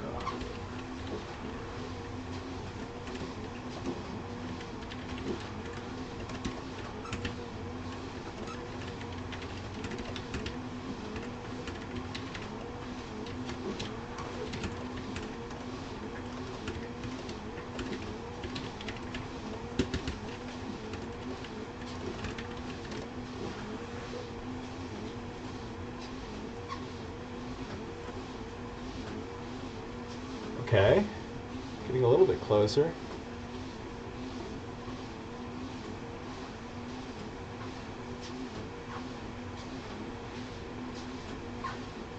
Huh. You can see that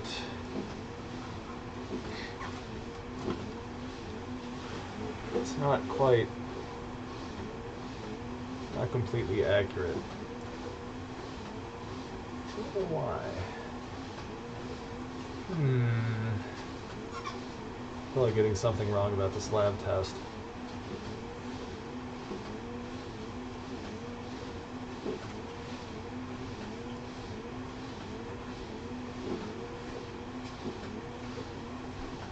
I guess labeling either side would be useful.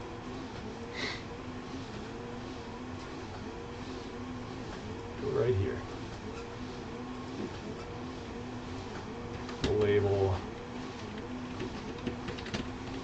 LO screen.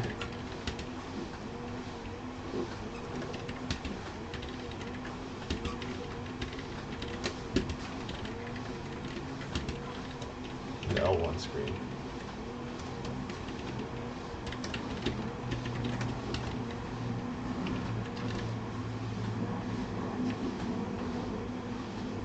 Okay, that's good. That's L1.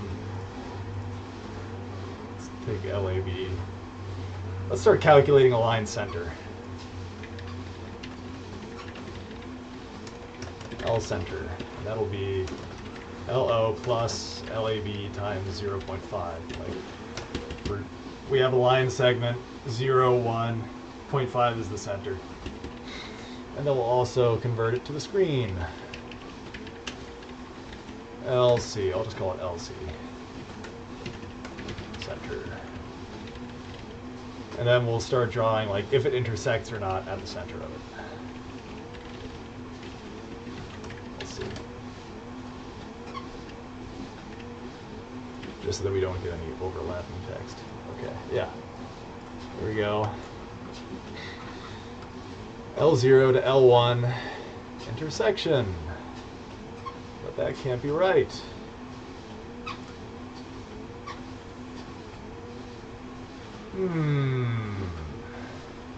I love making that sound. Not really useful though.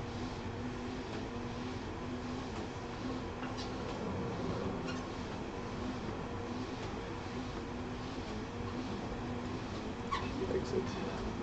Oh, okay. I was making the vector 2s, but we only care about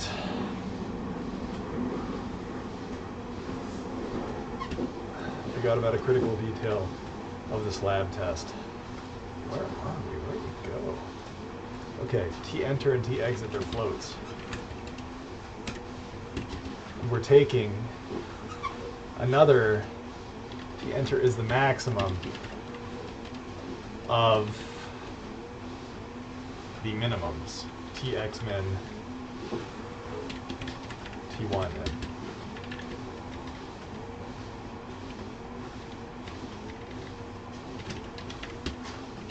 This is going to be the minimum of the maximums.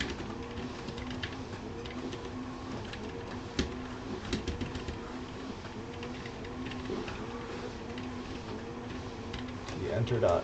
T enter is less than T exit. Get rid of that. T enter is less than equal to 1. And T exit is greater than.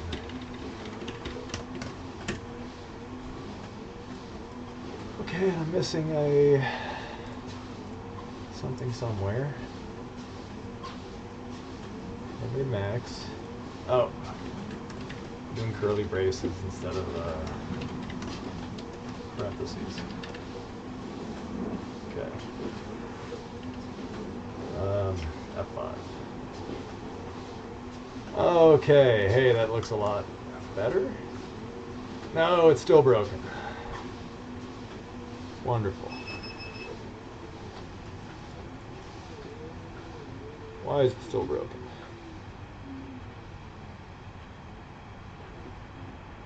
My treadmill turns off after a certain amount of time.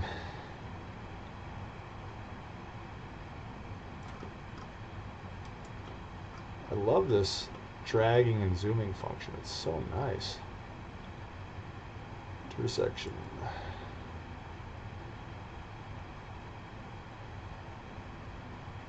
So far definitely isn't right.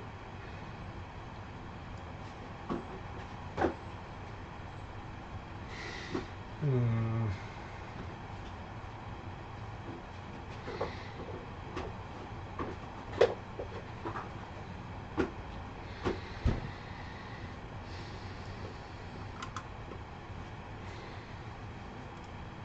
doing something else wrong.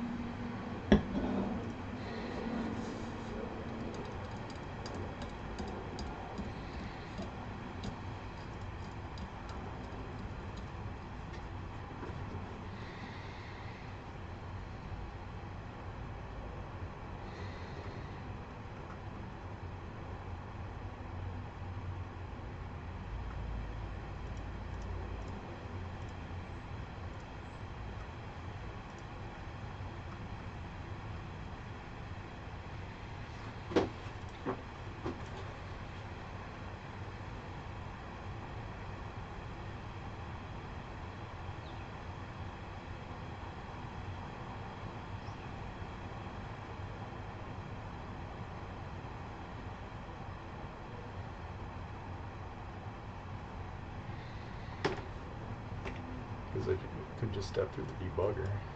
Or not. These other lines are giving us intersections.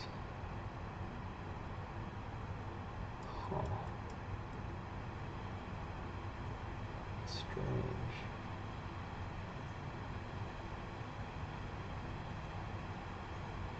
It's so cool. They're really chugging when we zoom in. That's so cool.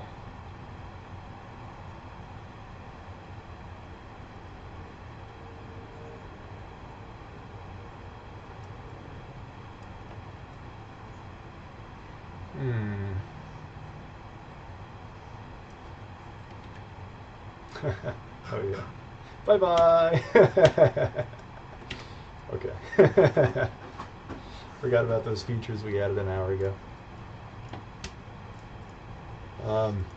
What was I even doing?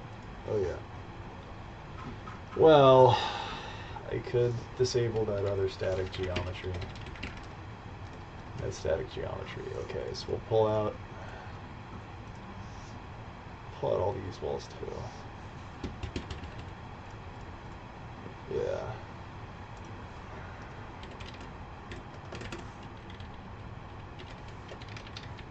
And now we'll just have that one diagonal wall. Right? And now we can step into it. Like right now. You just take a little snapshot of it. Oops.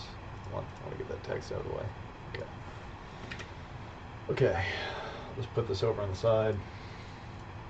Then we'll step into it. Okay. Just to verify literally everything. What is the position, vpos. Let's get rid of all these other watch variables. It's 3 and 5. It's LO. L1. Let's do LAB. Okay.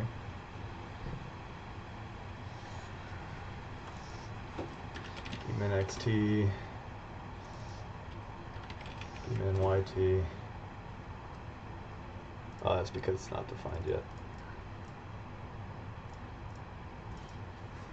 B max XT.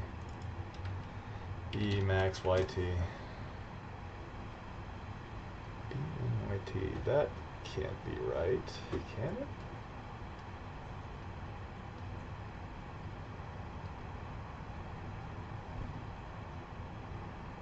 LO.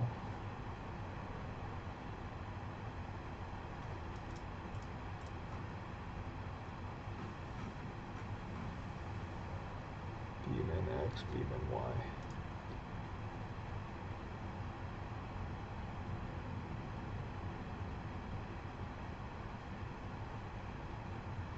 Okay. From the min to the max, that's like 2 units because the half extents of the box are 1. That makes sense.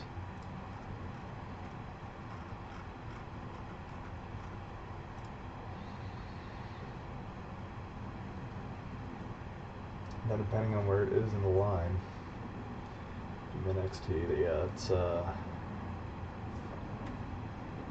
min xt is like around 0.4. That makes sense. It's like just left of the middle of the line. Max xt, it's just before the end of the line. Max yt. And they're below the line. So that all makes sense.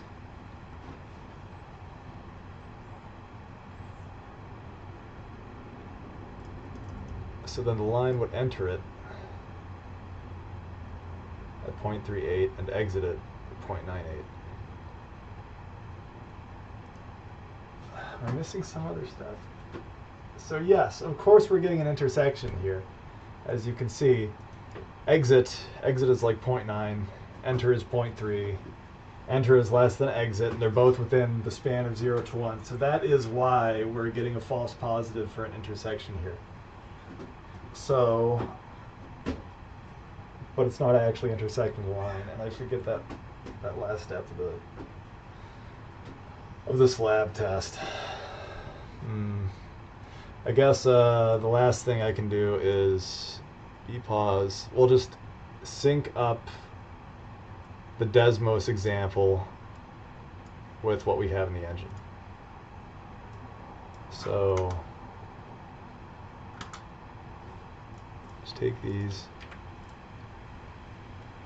copy and paste that in. Yeah. Okay, so that's L1. That's L0. This is L1.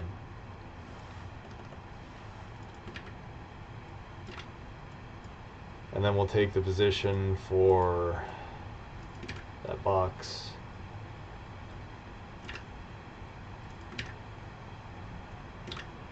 Okay. So this is exactly what we have in the engine. So now let's see. Of course, yes, Tx min is 0.38, Tx max is 0.9. Okay, so we're doing T exit wrong. We take the X min and the Y min, X max and the Y max for exit. The minimum of the maximums. Am I not doing that? T exit is, oh yeah, it's just a simple typo. Wow. That's how it goes. Okay. Okay. Finally. Yes. Okay. Just a little typo, but the slab test is now working. So that is just one more little test where it's like an edge case. I guess we didn't really need it. Why did I want to add it? This is for one last thing. Like if only an endpoint of the line is penetrating the AABB, and we don't really have a corner, like if the AABB's fallen onto the line, then of course like these two corners here, we want to make them contact points. But if there's no like corner contact points and it's just like the edge of a line that's penetrating the AABB, we want to figure out like the entry point or the exit point to calculate the penetration between them to then pull them out, if that makes any sense. And that's why we're getting the slab test working here. At least we have it now. Sorry you had to see me debug a stupid mistake, but that's just one more thing. One more thing that we needed to add. So, what's left? We want to do the half space test, and we had that working here, where we have these half spaces. Where do I do that half space test? OBB vert half space. Okay. And then I flip the normal of the line based on. Okay, let me get the line normal. The line normal is going to be, I'll just call it like vec2 ln equals vec2 normalize. Normalize? No, just normalize. We're going to do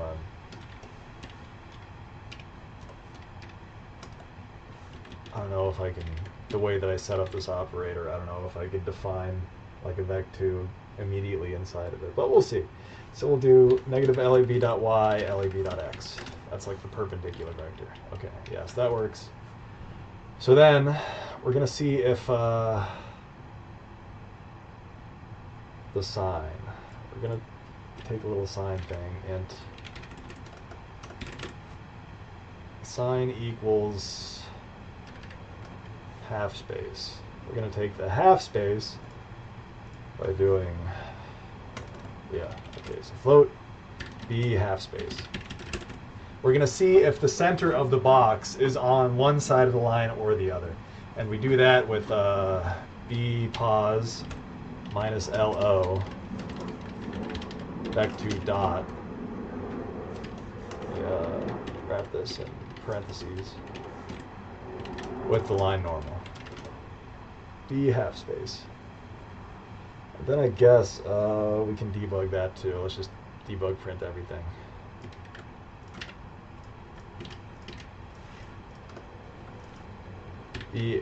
B half space.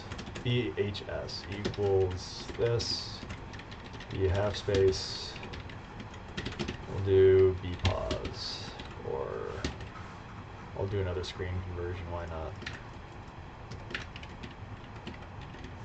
BP screen.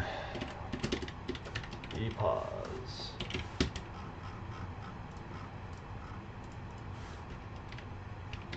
BP screen. I'm just going to show literally everything as we go. Okay.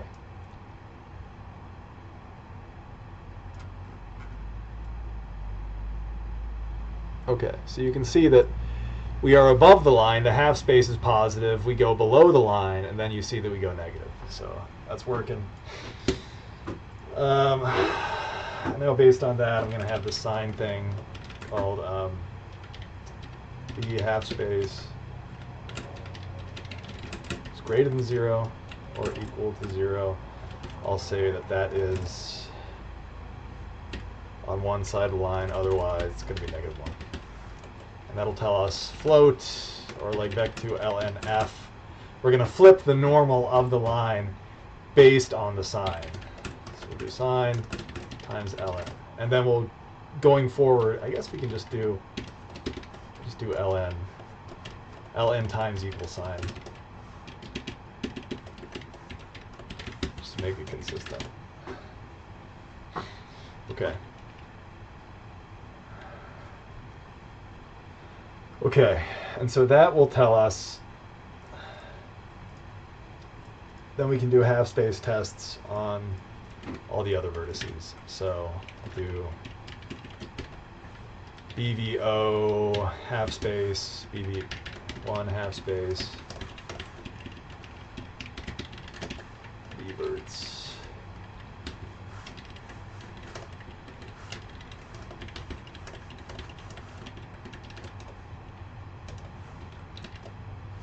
And then for any one of these, we want to see if the sign differs from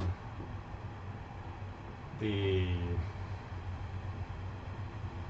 center of the box. Because how it goes is like, okay, so the center of the box is on this side of the line. If any of the corners of the box is on the opposite side of the line, that means that we're definitely penetrating the line in that given direction. Like one of the vertices of the box has crossed the half space, but the center has not. So that tells us that we're definitely interpenetrating the box, the line. I keep mixing up the terms. And I guess that's it. And then I have some kind of piecewise function down here that tells me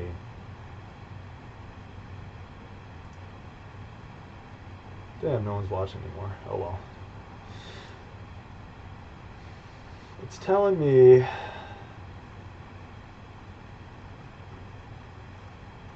I'm jumping all over the place. This is wild.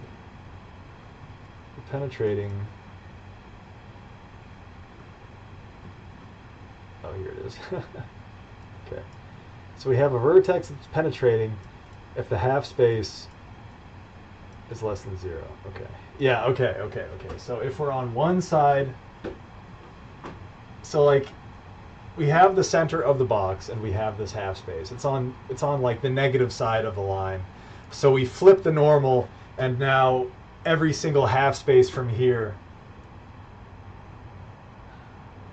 will be positive. So here we are on this side of the line. This is definitely the negative side of the line. If you just take its normal, this normal is pointing up, but the box is beneath it. So we'll flip that normal down. So now like when we do the vertex test, they'll all be positive, right? And so then if we do another half space test with that now flipped normal, then no matter what orientation the line is, depending on where the position of the box is, if we have a vertex on the other side, that'll tell us that it's negative. So now we'll do if BVOHS is less than 0. Yeah, I guess we don't really need to worry about the degenerate case where it's like perfectly overlapping the line. We will draw it in red. Let's just do draw a circle. I guess we can, I'll take the screen positions of them, and I'll just refrain from drawing them for now.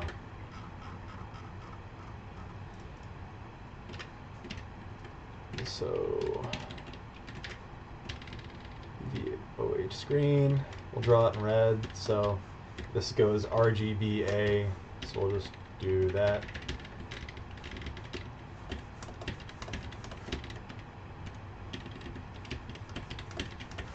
Okay.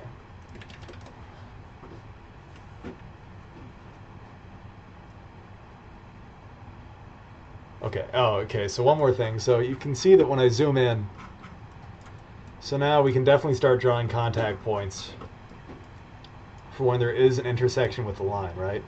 These two corners penetrate it, so we're drawing them in red. Then when the center crosses over, now we like flip everything. So now we're just checking, like, depending on which side the center of the box is in, that'll be like the side that we want to correct from. So now, since the box is coming from this side of the line, of course, now the top vertices will be interpenetrating, right? So, but as you can see, as we keep going, it doesn't really care if we're actually intersecting the line or not. So now, the next thing that we need to do is all those projections of the vertices onto the line that we did earlier. Now we also want to see if they're within a range of 0 to 1. So now we're going to do... Oh, what the fuck did I do, dude? Oh my god. What happened? What the fuck? Oh my god. Oh, I did some kind of keyword that... Oh, that's gross, dude. How do... Oh, no. This is why I don't like VS Code. I pressed some kind of a new hotkey that did something new, and I don't know how to disable it. What did I do? Oh, well, I'll figure that out later. I'm going to need to take a break anyway. But this is the last thing that I want to do. If we have something that's on the opposite side of the half space of the line, and that projection that I took earlier, where is it? Oh, it's all gross now. If the projection is within 0 to 1. If the box vertex 0 projection onto the line. Yes. Didn't I do like BVOL projection? Okay, yeah. If the projections are between 0 and 1, then it is a valid penetration. And I'm going to do this. BVO1 is greater than 0, and it's less than or equal to 1. Just the last step.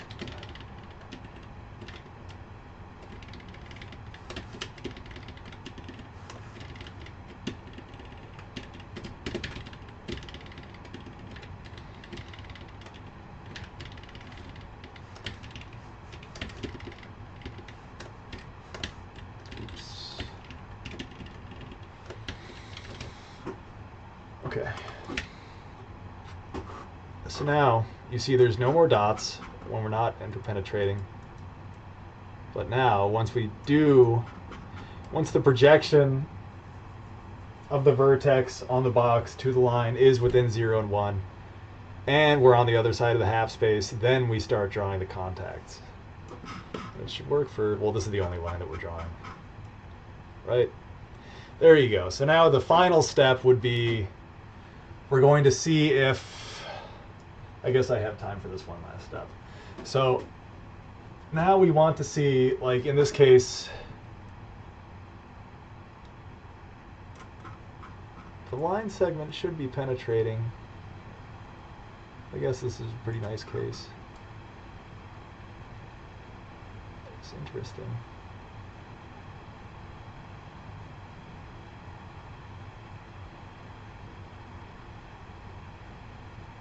Oh yeah, okay, that makes sense.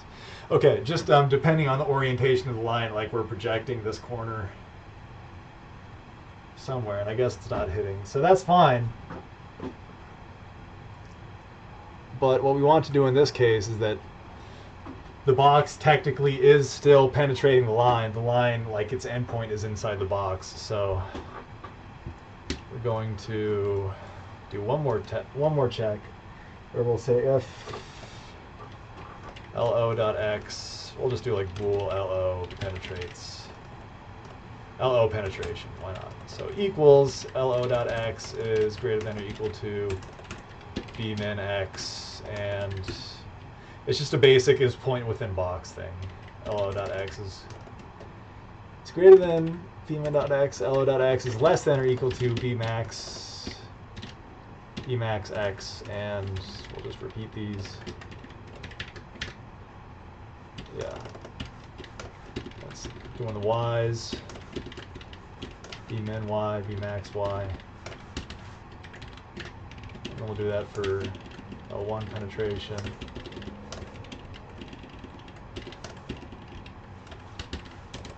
If LO pen, then we'll draw another circle right there where we'll do LO screen.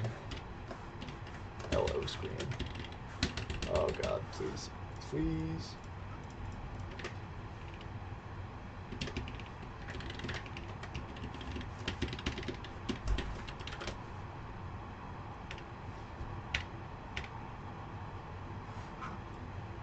Okay, so now you see that we're penetrating.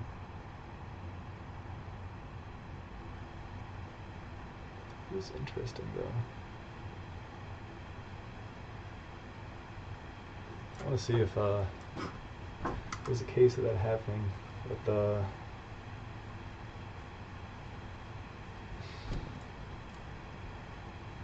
gonna set a breakpoint. Sorry to do this, but now I'm just curious. I want to validate if the same thing is happening in Desmos really quick.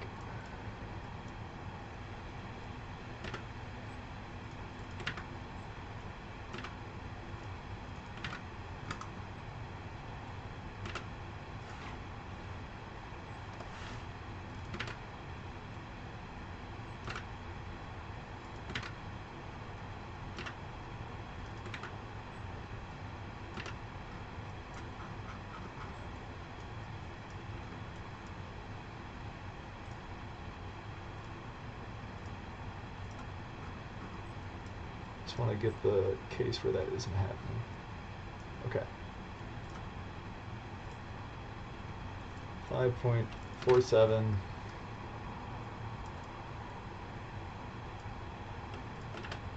Oh God.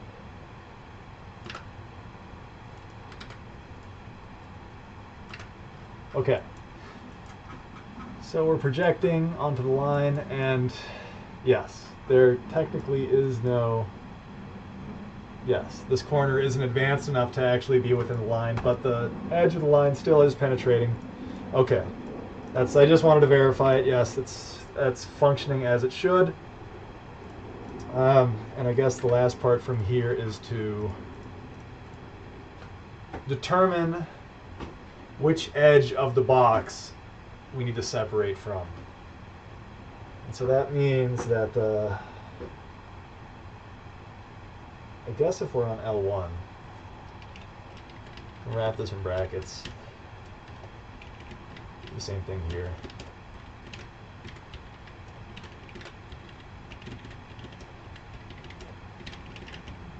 We're going to draw another circle for the entry. Because the slab test that we wrote earlier, it'll definitely be returning an intersection of some kind. So that will mean that the entry point, if we're penetrating from L0, then the entry point is the closest. So we'll do T enter right here equals, oh, I guess, should I draw a point for this to the screen? Yeah, okay, so we'll do, I'll do it right here, why not? We'll do T enter to screen, right to T enter screen, equals to screen, be LO plus LAB times T enter, then game state, world camera pause, pixels per meter, frame buffer height.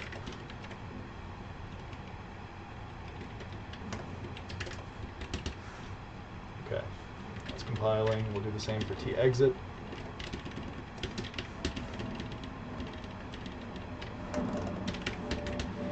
T enter screen, T exit screen.